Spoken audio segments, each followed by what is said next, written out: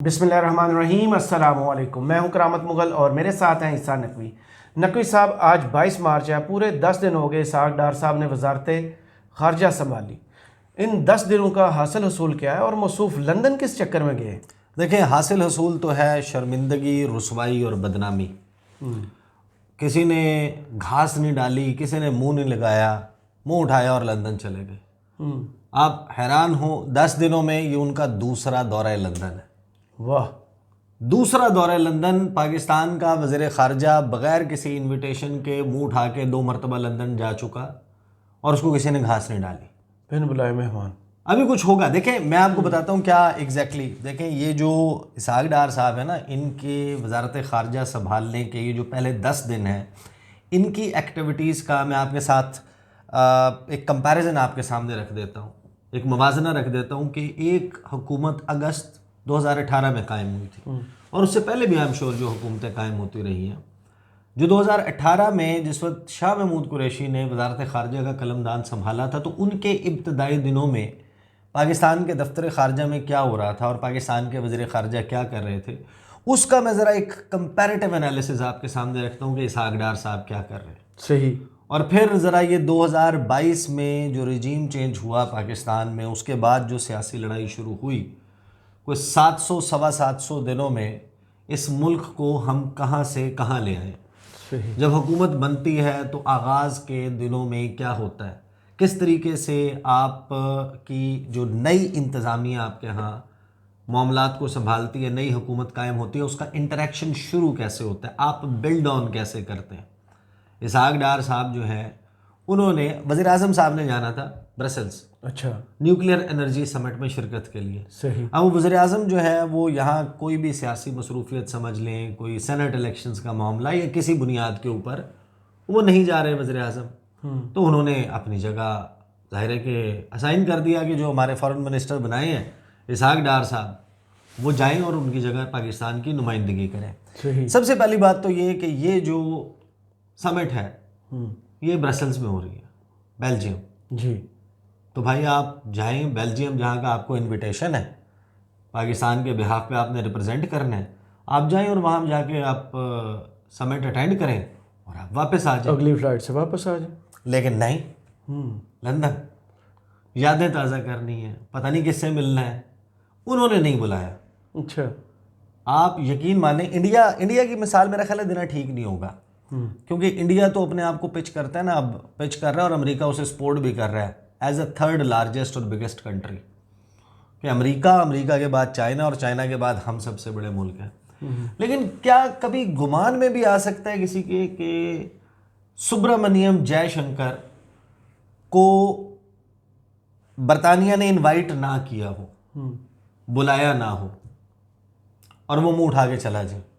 Never. क्या ये मुमकिन है कि वो अगर मुंह उठाकर भी चला जाए तो उसको वहां को एंटरटेन ना करे, मिले ना? गैर मुमकिन है। वो भाई ये काम तो बांग्लादेश, श्रीलंका, भूटान, मालदीव्स, मैं अपने खित्ते के ममालिक की बात कर लेता हूँ, नेपाल, म्यांमार, ये ममालिक नहीं करते कि वज़ीर ख़ारजा जनाब मुंह उठाता है और जाके एक और मुल्क जा रहा है और वहाँ पर बड़े फ़ख्र के साथ पाकिस्तानी हाई कमीशन लंदन में स्टाफ के लोगों से मुलाकातें, वहाँ पर उन्होंने खिताब किया और अपना विज़न उनके सामने रखा। ओ भाई, आप अपने मुल्क की इज्जत जिस तरीके से घटा रहे हैं, अपनी तो आप बेइज्जती करवा रहे हैं, आप हमारी भी बेइज्जती करवा रहे हैं। पूरी दुनिया आपको देख रही है। अब आप पाकिस्तान के वज़ीर ख़ारजा हैं, आपको एक मुल्क ने नहीं बुलाया, आप वहाँ पर लैंड करते हैं और वहाँ से आप चले जाते हैं ब्रसल्स, और ब्रसल्स से अब से चंद घंटे पहले जब हम ये वीडियो रिकॉर्ड कर रहे हैं वो वापस लंदन पहुँचे। जब वो गए हैं, उनकी कहीं किसी के साथ कोई मुलाकात नहीं हुई, उन्होंने हाई कमीशन में एक वक्त जो है वो गुजारा है, वहाँ के स्टाफ के साथ कुछ गुफ्तगू की है, उसकी तस्वीर उतरवाई है, वो तस्वीर पाकिस्तान में मीडिया को जारी की गई है, वहाँ से वो निकले हैं, वो चले गए हैं ब्रसल्स से वो फिर वापस लंदन आए हैं। और दिलचस्प बात यह कि जो उनके काउंटर पार्ट हैं, यानी कि जो उनके हम मनसब हैं, बरतानवी वज़ीर ख़ारजा डेविड कैमरून, वो तो मौजूद ही नहीं है बरतानिया में। अच्छा। तो अगर आपको इफ़ एट ऑल कोई मीटिंग मिलेगी तो उनके नायब वज़ीर ख़ारजा से मिलेगी। सही। या किसी और जूनियर बंदे से मिलेगी। साडा लेवल ही सेट हो गया। आप अंदाज़ा लगाएं कि जाहिर है कि आपको ऋषि सुनक ने तो नहीं मिलना ना, ना आपने किंग चार्ल्स को कॉल ऑन करना है, ज़्यादा बड़ी गल। तो आप फिर वापस बरतानिया क्यों जा रहे हैं? आप वहाँ से पाकिस्तान वापस आ जाएं। जदादों का वो पता लेने की हो। अब वो जो कुछ भी करने गए हैं, लेकिन मेहरबानी फरमाएं। अब आप यानी कि वो जो गर्दन का इलाज करवाने स्टीफन सेकर को आपने बताया था, मुंह उठा के पहुंच गए हैं मौसूफ, और इनकी ओवरऑल जो इंगेजमेंट्स हैं उससे आपको अंदाज़ा होता है कि हम कहाँ खड़े हैं। पहले मैं आपको ये बता दूं, जाहिर है कि अगर आप बरतानिया जा ही रहे हैं तो मैं आपको ये बता दूं कि बरतानिया की जो हुकूमत है उसने आपको रिकग्निशन तो दे दिया है, कॉन्ग्रेचुलेट तो कर दिया है, लेकिन बरतानवी हुकूमत का मौक़िफ़ ये है कि आप वोट चोर हैं, आप चोरी करके आए हैं, आपका मैंडेट दुरुस्त नहीं है, आप एक इलेजिटिमेट तरीके से इंतखाब आपका हो गया, आप मुंतखब हो गए। ये चीज़ भी आप जहन में रखें। तो आपको किस तरीके से इब्तदा में चलना चाहिए था और चलना चाहिए दीगर दुनिया के साथ, ये मैं आपको बता दूं इससे पहले कि मैं आपके सामने रखूं कि इसहाक डार ने पहले 10 दिन में क्या कुछ किया है, और आगाज़ में शाह महमूद कुरैशी उन्होंने क्या किया था, कौन कौन से मुल्क के वज़राए ख़ारजा पाकिस्तान आए थे, क्या इंटरेक्शंस हो रहे थे। और इनका मैं आपको पहले बता दूं, ये जो बरतानवी वज़ीर ख़ारजा ने और बरतानिया ने पाकिस्तान के इलेक्शन से मौक़िफ़ लिया ना, वो ये था कि यूके और पाकिस्तान के देरीना ताल्लुकात हैं, देरीना मरासिम है, और हमारे लोगों के दरमियान बड़े अच्छे ताल्लुकात हैं। सही।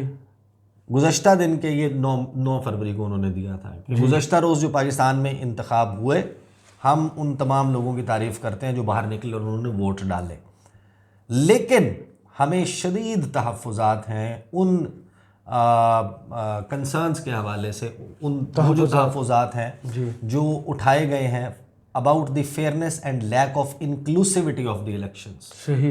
इलेक्शंस में सबको हिस्सा नहीं लेने दिया गया, हमें इसके ऊपर बड़े शदीद खदशात हैं। हम अफसोस का इजहार करते हैं कि तमाम सियासी जमातों को इजाज़त नहीं थी इन इलेक्शंस में हिस्सा लेने की, और लीगल प्रोसेसेस यानी कि अदालती और कानूनी प्रोसेसेस का इस्तेमाल किया गया, वर यूज्ड को इस्तेमाल करके प्रिवेंट किया गया, रोका गया चंद सियासी रहनुमाओं को कि वो इलेक्शंस में हिस्सा ना ले सकें। सही। And to prevent the use of recognisable party symbols, और उनको पार्टी सिंबल्स, पार्टी के निशानात इस्तेमाल करने से रोका गया कानूनी अमल को इस्तेमाल करते हुए। फिर बरतानिया ने मौक़िफ़ में ये कहा कि हम इस हवाले से भी अपने ख़दशात का इजहार कर रहे हैं कि जिस किस्म की रिस्ट्रिक्शंस, पाबंदियाँ लगाई गई इंटरनेट पर पोलिंग डे पे, और जो रिज़ल्ट्स की अनाउंसमेंट है और उसकी कंपाइलेशन है उसमें जो डिले आया, और फिर जो क्लेम्स हैं इरेगुलरिटीज़ के काउंटिंग प्रोसेस में कि गिनती के अमल में किस किस्म की बेज़ाब्तियाँ देखने में आई। उन्होंने कहा कि बरतानिया की जो हुकूमत है वो पाकिस्तान से मुतालबा करती है, पाकिस्तान को अर्ज करती है कि वो fundamental human rights including free access to information and rule of law को इंश्योर करे, तो बुनियादी हकूक़ भी हों और इंफॉर्मेशन तक फ्री एक्सेस मौजूद हो। इसमें उन्होंने कहा शामिल है कि right to a fair trial, कि एक फेयर ट्रायल का हक, और ये रेफरेंस ज़ाहिर है कि वो सारा पाकिस्तान तहरीक इंसाफ और इमरान खान के हवाले से था। सही। Through adherence to due process and an independent and transparent judicial system free from interference, कि ऐसा एक अदालती निज़ाम हो जिसमें मदाखलत ना हो रही हो, आज़ाद हो, और वो ड्यू प्रोसेस ऑफ लॉ को फॉलो करे। पाकिस्तान के अदालती निज़ाम के ऊपर भी एक बड़ा क्वेश्चन मार्क उन्होंने लगाया। फिर उन्होंने कहा कि जो इलेक्शन है of a civilian government with the mandate to deliver crucial reforms is essential for Pakistan to flourish, कि बड़ा ज़रूरी है पाकिस्तान के लिए कि एक ऐसी हुकूमत कायम हो जिसके पास अवाम का मैंडेट मौजूद हो। तो इन्होंने तो एतराज़ उठा दिया। अब अगर आप जाके भी मिलेंगे तो वो आपके जो प्रॉब्लम्स हैं, तो आप फिर भी बिन बुलाए मुंह उठाते हैं, आप चले जाते हैं, और उसके बाद पाकिस्तान का हाई कमीशन तक दो कर रहा होता है कि यार वज़ीर आ गया, अब इसकी किसी से मुलाकात करवा दो। यानी ये इसी तरीके से है कि मैं वहाँ जैसे काकड़ साहब गए, मैं वहाँ पे मौजूद हूँ, काकड़ साहब को शौक चढ़ा था, ज़बरदस्ती का दौरा था वो दौरा सिर्फ वहाँ के ज़बरदस्ती का नहीं था, वो यहाँ से उन्होंने जाना था न्यूयॉर्क, वो उन्होंने पहले पेरिस गए थे, पेरिस लैंड किया, फैमिली के साथ एफिल टावर गए, सेल्फियाँ, तस्वीरें, सब कुछ, फिर वहाँ पे शॉन्ज़ेलीज़े कोई डिनर शिनर करके फिर वहाँ से वो निकले, उधर पहुँचे न्यूयॉर्क में उन्होंने जनाब मैनहट्टन में बाहर निकल के वो कहीं मुख्तलिफ़ जगहों पे खाने शाने खा रहे थे, खिला भी रहे थे लोगों को। और सिर्फ हेड ऑफ डेलीगेशंस में 3-4 मकरूज़ ममालिक हैं जो वहाँ पर बैठ के ये ऐशी कर रहे थे। बाकी कोई सीरियस मुल्क का हेड ऑफ डेलीगेशन ये काम नहीं कर रहा था जो हमारे काकड़ साहब ने किया। और वापसी पे वो लंदन आ गए। सख्ती से तो कहते हैं ना, सख्त अल्फाज में, बाप का माल है लूट लो, यहाँ गरीब का माल है लूट लो। और बड़ी मुश्किल से लंदन में होटल में उन्होंने नहीं बुलाया, अपने होटल में बुला के उनके हाँ एक मुलाकात की थी वज़ीर ख़ारजा से जी। यानी आप वज़ीर आज़म है, आपने वज़ीर ख़ारजा से मुलाकात की, और यहाँ पर हमारे वज़ीर ख़ारजा जा रहे हैं तो उनकी उससे जूनियर लेवल के ऊपर मुलाकात होगी। तो ये है सूरत हाल मौसूफ़ इसहाक़ डार साहब की। आप ये ज़रा खोल दें तो 2 दिन में आप 10 दिन में ये अगर 2 लंदन के दौरे कर चुके हैं, एक ब्रसल्स जाने से पहले, एक ब्रसल्स से आने के बाद, यानी अब आप जहाँ कहीं भी जाएंगे तो हमें पता चलेगा कि जाते हुए भी लंदन से हो गए। अब अल्लाह का वास्ते आप ये ना करना कि आपने UAE जाना हो, आपने सऊदी अरबिया जाना हो, तो वो भी आप बरास्ता लंदन रख लेंगे यार, एक लंदन का भी टूर हो जाए। तो ऐसे बिलावल साहब को भी जहाज़ मिला था, वो भी उड़ते। अब ज़रा मैं आपको बताता हूँ कि इनकी जो फ़ॉरेन ऑफिस की वेबसाइट है ना, उसके ऊपर क्या ख़बरें हैं इनके वज़ीर ख़ारजा बनने के बाद इनके हवाले से। एक ख़बर है कि फ़ॉरेन मिनिस्टर की पार्टिसिपेशन होगी न्यूक्लियर एनर्जी समिट में ब्रसल्स में, और उसमें ये कहा गया कि वहाँ पर काउंटर पार्ट्स से मुलाकातें करेंगे। जो अपने हम मनसब हैं वही तो आया नहीं यहाँ पे, तो हम खुद जाके लोगों से मिल लेते हैं, घर जाके मिल लेते हैं। तो वहाँ पे अभी तक खबर उसकी जारी नहीं हुई। इसहाक़ डार साहब ने अपने ट्विटर पे भी नहीं डाली, लेकिन मुझे पता चला है 2 मुलाकातें हुई हैं, एक तुर्क और एक आज़री। अज़रबैजान के फॉरेन मिनिस्टर्स हैं, उनके साथ मुलाकात हुई है। अब उसकी भी किस फॉर्मेट में हुई थी कि उसकी खबर ही नहीं जारी हुई। एक जॉइंट कम्युनिके होता है, एक जॉइंट प्रेस रिलीज होती है, आप बैठ के उनके साथ अगर 1-on-1 मुलाकात कर रहे हैं, किन इश्यूज़ के ऊपर बात हुई, आप उनको दावत देते हैं कि उसका प्रेस हैंड आउट जो है वो जारी करते हैं, आके जॉइंट प्रेस कॉन्फ्रेंस करते हैं। मुख्तलिफ तरीके होते हैं, बायलैटरल पहला इंगेजमेंट हो रहा है भाई अज़रबैजान के फॉरेन मिनिस्टर से और तुर्की के फॉरेन मिनिस्टर से। फिर इनके जब आप उसके ऊपर जाते हैं ट्विटर के ऊपर, तो ये बता रहे हैं कि मेरे से किस ने मुलाकात की और या क्या क्या कुछ हुआ। मैं 12 मार्च से ऑनवर्ड आपको बता देता हूँ, ज़्यादा तकलीफ नहीं सहनी पड़ेगी, 3-4 ही चीज़ें। वो जब मैं आऊँगा शाम महमूद कुरैशी के एंगेजमेंट्स पे तो फिर आपको अंदाज़ा होगा कि कितना हुआ था।